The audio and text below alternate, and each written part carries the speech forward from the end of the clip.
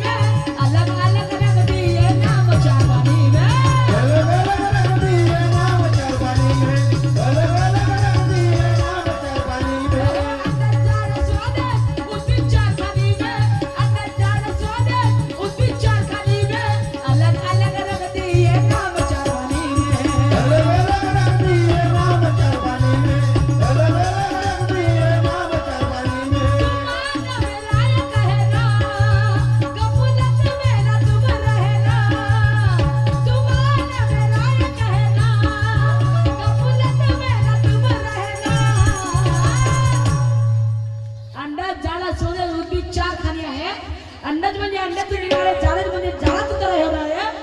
उद्बीज म्हणजे जे म्हणजे स्वतः म्हणजे उद्या म्हणजे ते पाण्यामध्ये वगैरे आपण ते रोप टाकतो आणि ते निर्माण होताना उद्बीज म्हणतात.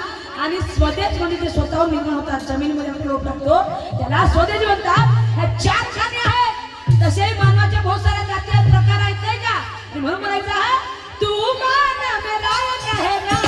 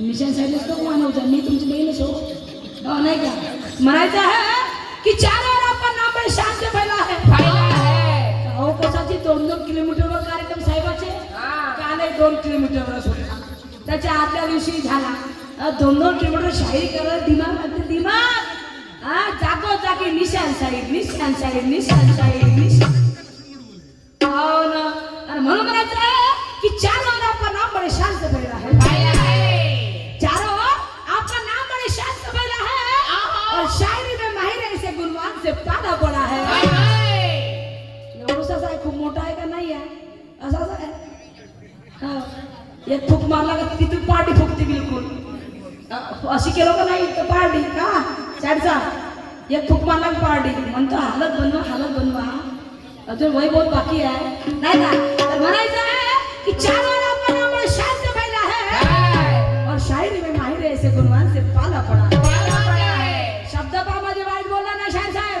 हा एक फूक मारतो पार्टी पाठवतो म्हणजे वाईट यायला नाही ज्ञानानं समजलं काय मी माझं म्हणणं सोय ना तुम्ही मला चांगले हट्टखट दिसले पाहिजे 2 दिवस वाचा तर माझं दुय्यम ध्यान माझा आशीर्वाद आहे तुम्हाला हे म्हणता शायर साहेब नाही का आणि म्हणून म्हणता की चारों आपका नाम बड़े शान से फैला है शायरी में माहिर ऐसे गुणवान से पाला पड़ा है क्या बात है सामना हो जाए दमदार ऐसे देखने वालों की चॉइस है सामना हो जाए दमदार ऐसे देखने वालों की चॉइस है और मेरे सवाल का जवाब देना बराबर मेरे सवाल का जवाब देना बराबर ये हर एक किसी की ख्वाहिश है ये हर एक किसी की ख्वाहिश है ये हर एक किसी की ख्वाहिश है या गाण्यात माझा प्रश्न आहे पहिल्या प्रश्नाच्या तुम्ही जवळपास येण्याचा प्रयत्न नाही केला नाही हो जवळपास नाही त्याने जवळ फिरकलाच नाही पण दुसरा प्रश्न तुम्हाला माझा पुन्हा इतिहासावरचाच आहे माझा आयतानी प्रश्न आहे शान साहेब आणि तो प्रश्न माझ्या गाण्यामध्ये आहे तो प्रश्न तुम्हाला लक्ष देऊन ऐकायचा आहे आणि त्याचं उत्तर बरोबर त्याच आहे जसं तुम्ही मला विचारल्या की ती पत्नी आपल्या नवऱ्याला काय वापस मागते तर ती पत्नी आपल्या नवऱ्याला कुमारिका जे तिचं रूप असते ते कौमार्य असतं ते रूप ती वापस मागते त्याला आपण कौमार्य म्हणतो ते कौमार्य ती वापस मागते मला सौभाग्यवती म्हणून मला सोडचिठ्ठी नाही पाहिजे मला कुमारिका म्हणून सोडचिठ्ठी पाहिजे जी मी होती आधी तर मला सोडचिठ्ठी द्या तुम्ही सोडचिठ्ठी घेत नाही हे तुमच्या प्रश्नाचं उत्तर तंतोतंत दिलं शायर साहेबांनी पण माझे तुमच्यावरती दुसरा प्रश्न आहे आणि तो प्रश्न माझ्या गाण्यामध्ये आहे ऐका माझं गाणं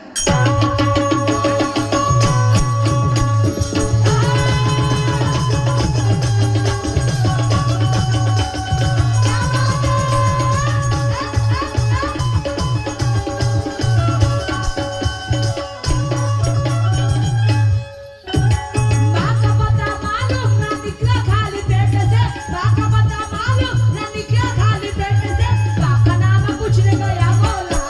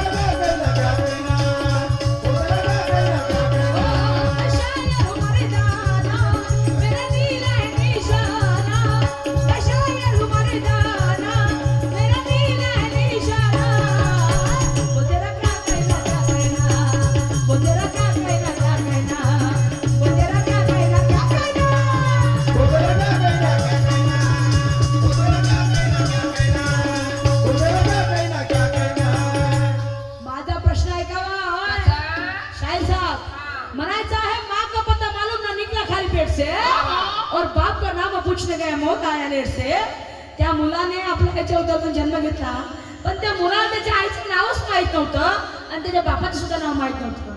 पण त्याला त्याच्या आई वडिलांचं नाव माहित करायचं होतं आणि म्हणून तो मुलगा आपल्या त्या एका मौलानाकडे गेला.